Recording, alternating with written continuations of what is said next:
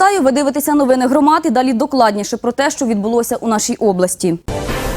У Кам'янець-Подільському уточнили бюджет міста. Надлишок коштів надійшов від приватизації землі та продажу майна. Значну частину суми, а це понад 3 мільйони гривень, направили на потреби житлово-комунального господарства. Ще понад 1 мільйон гривень депутати спрямували на ремонти доріг. 1 мільйон 300 тисяч гривень поточний ямковий ремонт доріг, 650 тисяч гривень на капітальний ремонт внутрідворових проїзд і 500 тисяч гривень – це на оплату електроенергії мереж вуличного освітлення. Плужненська ОТГ у наступному році планує ремонтувати дороги у старостатах. Першочергові шляхи до навчальних закладів. У громаді хочуть, аби довезення дітей було швидким, комфортним та, головне, безпечним. Ми будемо відпрацьовувати ремонт доріг таким чином, щоб шкільні автобуси могли забезпечувати доставку дітей до навчальних закладів, щоб не було ніяких, скажімо,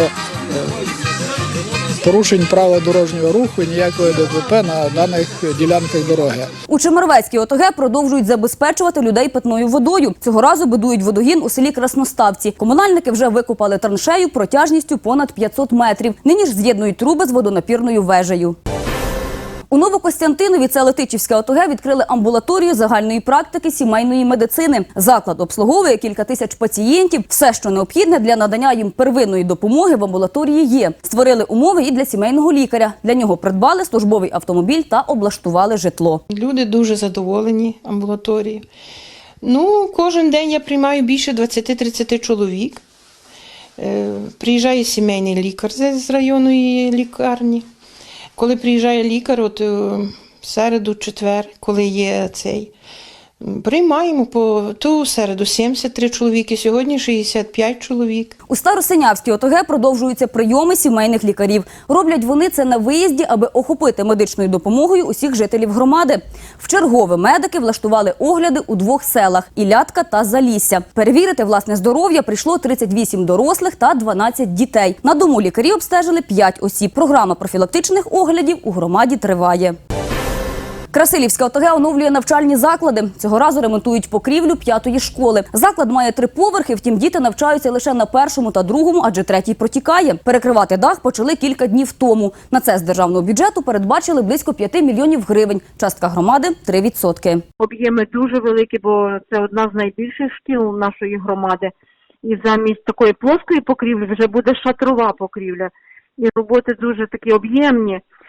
Тому ми переживаємо, але бачимо, що підрядник сумлінно виконує всі етапи і маємо надію, що дійсно покрівля буде зроблена. У Старокостянтинові провели капітальний ремонт 3-го садочка. Будівлі ледь не 150 років і перебувала вона у поганому стані. Зараз у приміщенні замінили покрівлю, вікна та підлогу, а ще укріпили фундамент та утеплили фасад. На проведення усіх робіт з міського бюджету передбачили понад 5 мільйонів гривень. За ці кошти у 3-му садочку створили гарні умови для маленьких відвідувачів. В даній будівлі 147 років, то уявляєте, який стан даної будівлі.